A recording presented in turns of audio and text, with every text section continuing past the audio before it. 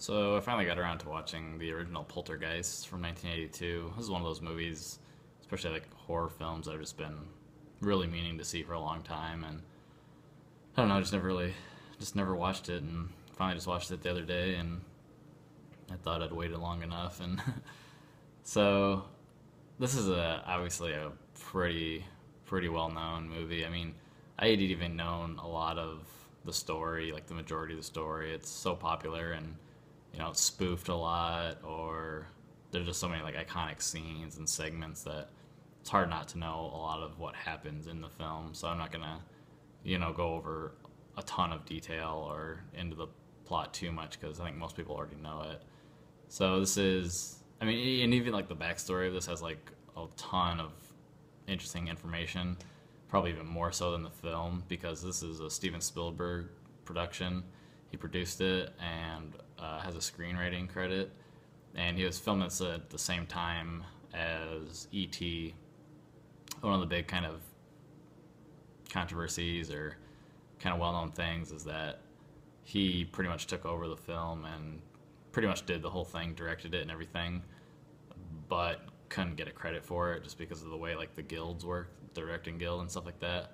So the actual director is Toby Hooper, who's a pretty good name, pretty well-known name in the horror scene. He did Texas Chainsaw Massacre, the original one, and has quite a few other credits, horror credits. But this is like his first big-time movie, Hollywood film, and I think from what it sounds like, from what I've read and heard, that this is pretty much a Steven Spielberg movie. He did everything. He did all the storyboards. He directed multiple scenes and pretty much set up all the cameras for everything. So I think it's kind of understood that he did everything. Story revolves around a family. They're kind of living in a suburban, typical America.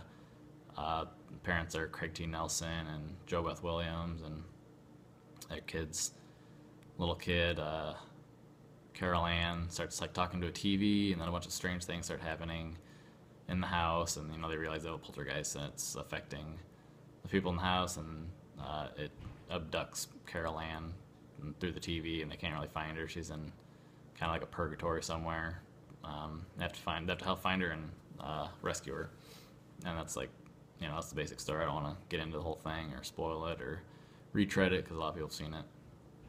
But I'm just kind of like looking at it like so many years later. It's like 30 some years after it came out, and most of the effects actually hold up pretty well. I liked them a lot. Except because they're all practical, obviously. A couple, I don't know. I don't think it was early computer graphics, but it was like some sort of animation when there's objects flying around a room. Those are kind of corny looking. But other than that, most of the practical effects look pretty good. There's a really good build-up of tension and suspense. It doesn't have a lot of jump scares. There's a couple, but it's just the mood that's created is like really awesome. It just makes you're kind of sitting at the edge of your seat, and you want to know what happens next. And I think that's a credit to the director, whoever was directing it and writing. It doesn't have to be a jump scare every minute, or as it doesn't have to have a lot of weird, gory imagery. It's just the way that you film and develop the characters. I mean, there's really, really great character development throughout the movie, and just doing that can make a lot of suspense in a movie and make it really scary. So that part was great.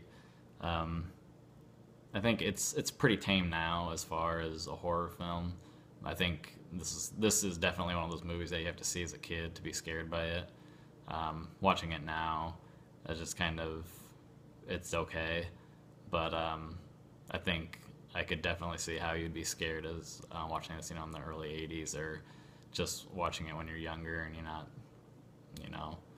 desensitized by the extreme gore and everything in horror movies now. So definitely, I mean, it's a classic, so it's definitely a good movie. I'm giving it a 3.5 out of 5, which might seem kind of low, but I mean, I am watching this as a 29-year-old for the first time all the way through, and kind of spoiled on it a lot because I have known a lot of the things that were going to happen. So I'm kind of coming in at a bit of a bias, unfortunately. I'm not proud of that, But that's a score I'm giving. It's definitely, it's a classic. You have to see it. I think everybody should see it. It's a great movie, great horror film. It's well known for a reason. Definitely, Steven Spielberg doesn't have a ton of horror type movies to his credit, so I think it's good to watch for that reason as well, because it sounds like he did pretty much everything on it anyway. So yeah, this one I definitely recommend everybody watch. So like, a little bit. Oh yeah, and they're here.